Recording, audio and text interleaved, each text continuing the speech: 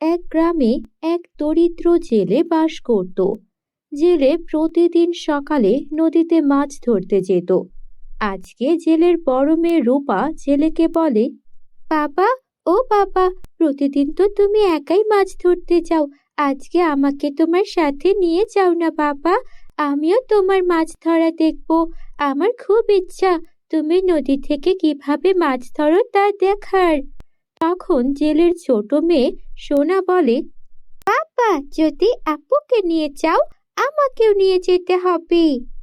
আমি একা একা কিছুতেই বাসায় থাকবো না। আপু গেলে আমিও যেতে চাই। আপু। আচ্ছা, ঠিক আছে, ঠিক আছে। আজকে আমি আমার দুই মেয়েকেই নিয়ে যাব। কি বলছো? দুই মেয়েকে নিয়ে কোথায় যাবে? শোনো, নদীতে কোনো খেলার জায়গা নয়। তুমি যাও, সেটাই অনেক ভয় হয় আমার। এখন নদীর পানি যে উঠানামা করে, মেয়ে দুটোকে নিয়ে কোথায় না কোথায় যাবে, কোনো দরকার নেই। না না, আমরা যাব যাব। আজকে বাবার সঙ্গে নদীতে মাছ ধরা দেখবো। কি মজা, কি মজা! বাবা রাজি হয়ে গেছে। মা, তুমি আর নিষেধ করো না। আজকে আমাদের বাবার সঙ্গে নদীতে যেতে দাও। প্লিজ মা, প্লিজ। তোমার সব কথা শুনবো মা। দুই মেয়ের এত জেদ ধরা দেখে তারা রাজি হয়ে যায়। তারপর সোনা ও রূপা ওদের বাবার সঙ্গে নদীতে মাছ ধরা দেখতে চলে যায়। ওদের বাবার সঙ্গে ওরা নৌকায় উঠে বসে। ওদের বাবা মাঝ নদীতে নৌকা নিয়ে যায়। সোনা রূপা মা, ভালো করে বসে থাক, নড়াচড়া করিস না। নৌকা উল্টে গেলে কিন্তু বিপদ হবে, আমরা কেউ বাঁচবো না। নদীর পানি কিন্তু এখন বেশি বেড়েছে, স্রোতে আমাদের কোথায় নিয়ে যাবে কেউ টের পাবো না। সোনা রূপা বলে, ঠিক আছে বাবা, আমরা একদম নড়াচড়া করব না। আপু, আমরা চুপ করে বসে থাকি। ওই দেখো বাবা, ওদিকটায় মাছ কেমন ঝাঁপ দিচ্ছে। ওদিকটায় চলো, ওদিকটায় চলো। বন্ধুরা, তোমরা যারা যারা গল্পটি দেখছো, তোমাদের নাম কমেন্টে লিখে জানাও। আমরা নেক্সট গল্প তোমাদের নাম দিয়ে বানাবো। ঠিক আছে মা, আমি এখনই এখানে জাল ফেলছি। প্রতিদিন এখান থেকে মাছ ধরি, খুব বেশি একটা মাছ পাওয়া যায় না। নদীর মাছ সব প্রায় শেষ হয়ে যাচ্ছে। মাছগুলো এখন পানিতে দূষণের কারণে ভালো দিন বাঁচতে পারে না। আর তাছাড়া মাছ ডিম ছাড়ার আগেই ছোট ছোট মাছগুলোকে সবাই ধরে ফেলে। কেউ চিন্তা করে না যে মাছগুলো বড় হোক, তাহলে নদীতে আরো বেশি মাছ হবে। কে জানে কবে যে সবকিছু ঠিক হবে। বাবা, তুমি কখনো ছোট মাছ ধরো না, তাহলেই তো হলো। তুমি যদি তোমার দিক থেকে ঠিক থাকো, তাহলে অন্যরাও আস্তে আস্তে ঠিক হয়ে যাবে। হ্যাঁ মা, ঠিক বলেছিস। আমি নিজেও কোনো ছোট মাছ ধরি না। ছোট মাছ আমার জালে আটকালে আমি ছেড়ে দেই। তুমি তো আমাদের সবচেয়ে ভালো বাবা। চলো বাবা, জালটা ফেলো। হ্যাঁ মা, তাই করছি। তারপর ওদের বাবা জালটা নদীতে ফেলে। আর ওদের জালে এবার ছোট্ট দুইটা মাছ ওঠে, একটা সোনার মাছ আর একটা রূপার মাছ। বাবা, এ কি কাণ্ড! এত সুন্দর মাছ তো জীবনেও দেখিনি। এই মাছগুলো তোমার জালে কিভাবে আটকা পড়লো? সোনালি আর রূপালি রঙের মাছ। আমাদের ছেড়ে দাও। আমরা সোনালি রূপালি নই, আমরা জাদুর মাছ। জাদুর রাজ্য থেকে এসে পড়েছি, আমাদের ছেড়ে দাও।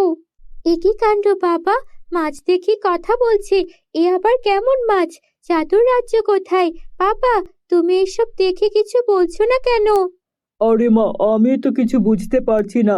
এই সব কিছু কি হচ্ছে? জাদুর মাছ আবার কোথা থেকে এলো? মাথা তো কিছুতেই কাজ করছে না। তারপর সোনা রূপার বাবা সেই দুইটা মাছকে জাল থেকে ছাড়িয়ে নিল। আর তারপর নদীর পানিতে ছেড়ে দিয়ে বলল, জানি না তোমরা কোথা থেকে এসেছো মাছেরা, তোমাদেরকে কোনো ক্ষতি করার ইচ্ছা আমাদের নেই। আমার মেয়েরা আজকে মাছ ধরা দেখতে এসেছিল।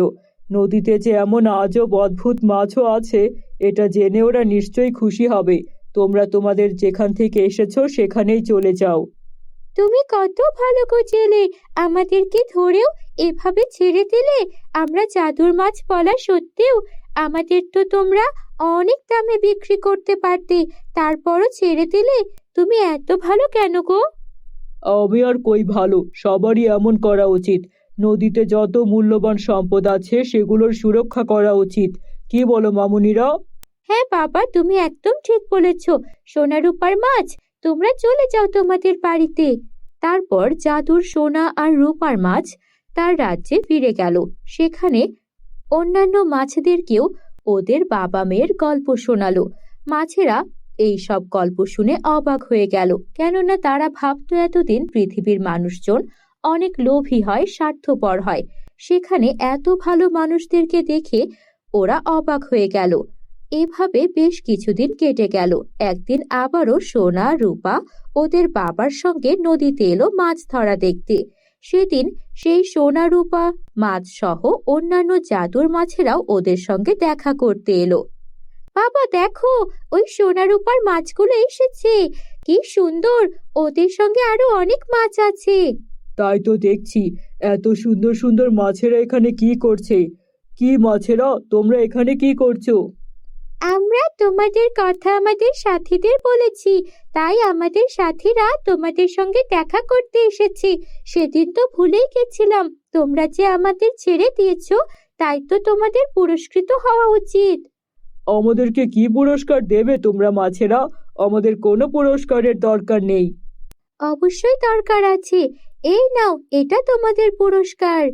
তারপর জাদুর সোনা আর রূপার মাছ পানি থেকে খুব সুন্দর একটা আংটি বের করে ওদের বাবাকে দিল। ওদের বাবা আংটিটা নিয়ে বলল, এটা তো আংটি, এই আংটি দিয়ে আমরা কি করব?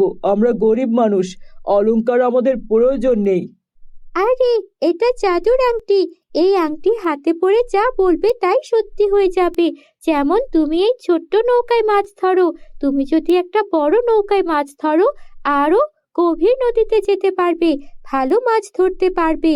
তোমার জালটাও তুমি চাইলে জাদুর আংটিকে বলে পরিবর্তন করে নিতে পারো। কি বলছো মাছেরা? এটা তো দারুণ জিনিস, দাঁড়াও এখনই বলে দেখি। তারপর জেলে আংটিটা পরে মনে মনে একটা বড় নৌকার কথা বলল।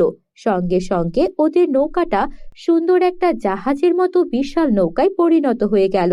আর সেখানে অনেক বড় একটা জালও চলে এলো। এটা দেখে জেলে ভীষণ খুশি হলো। তোমাদেরকে অনেক ধন্যবাদ মাছেরা, তোমরা আমাদের বাবাকে এত সাহায্য করলে।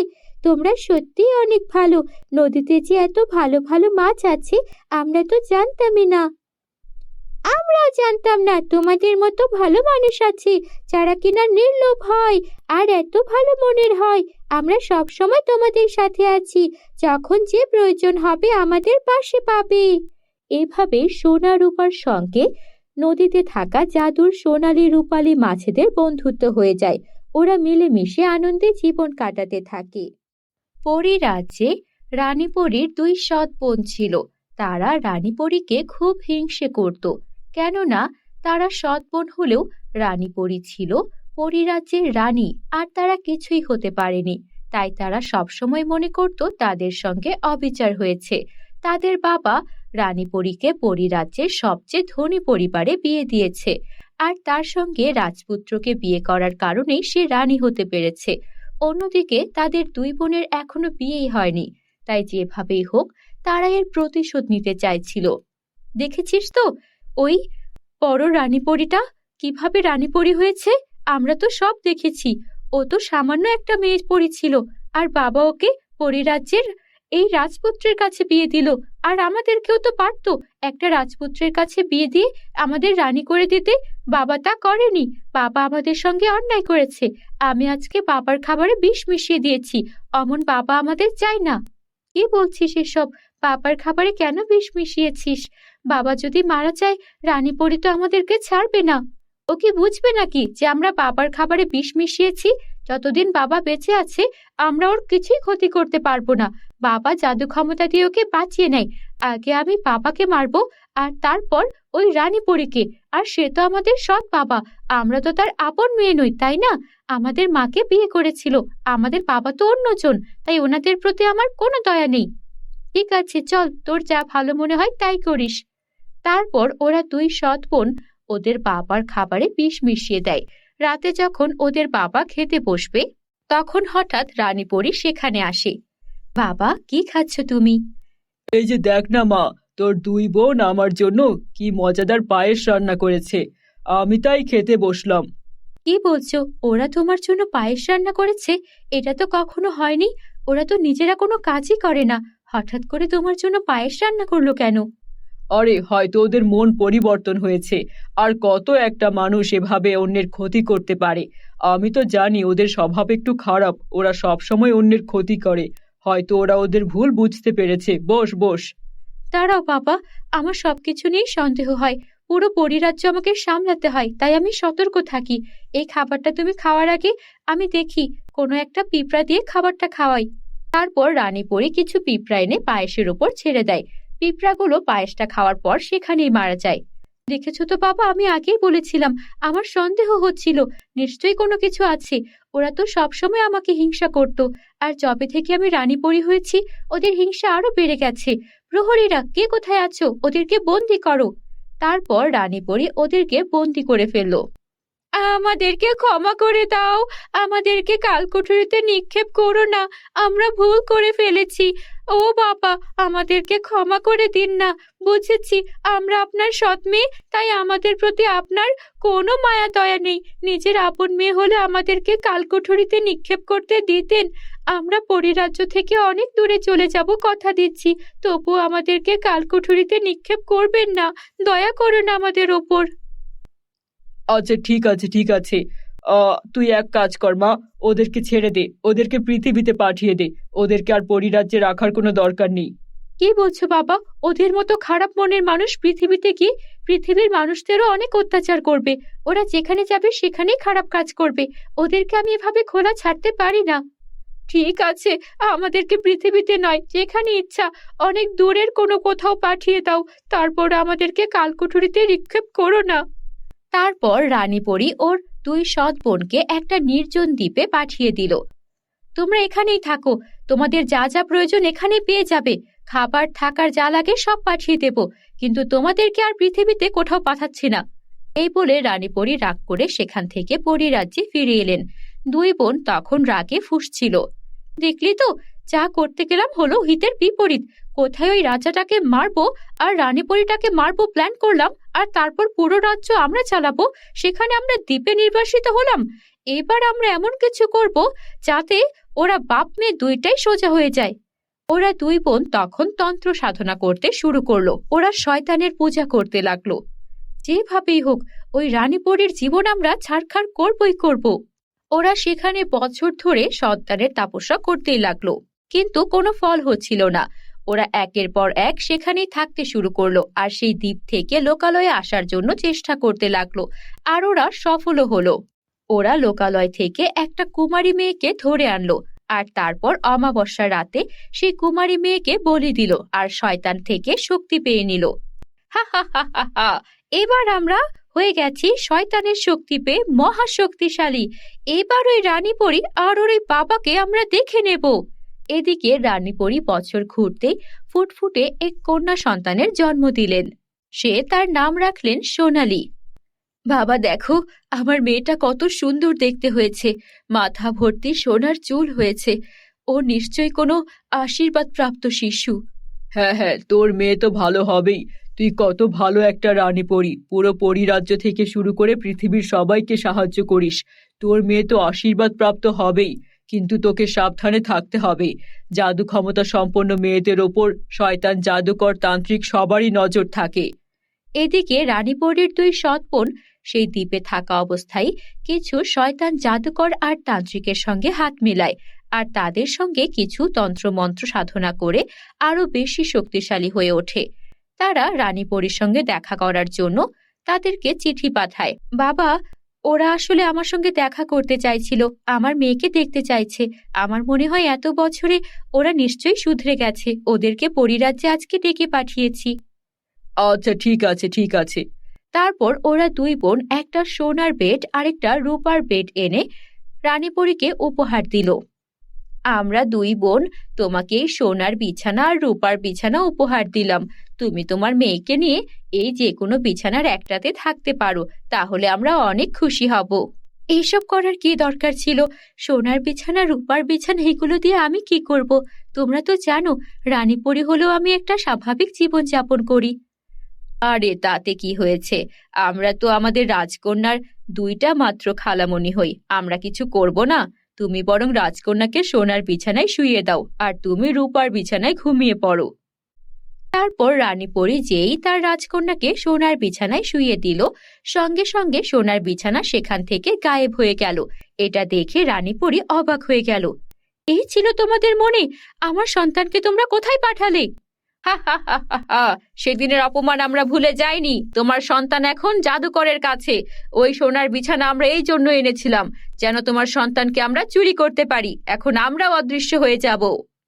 এই বলে সেখান থেকে রানী পরীর দুই বোন অদৃশ্য হয়ে গেল। বাবা, এটা কি হলো? ওদেরকে বিশ্বাস করে আমি যে অনেক বড় ভুল করে ফেললাম। আমি আমার সন্তানদেরকে কিভাবে ফিরে পাবো? কিন্তু কিছুক্ষণের মধ্যেই দেখলো রানী পরী তার ঘরে তার মেয়ে চলে এসেছে। বাবা, আমার মেয়ে তো ফিরে এসেছে, এটা কি করে হলো?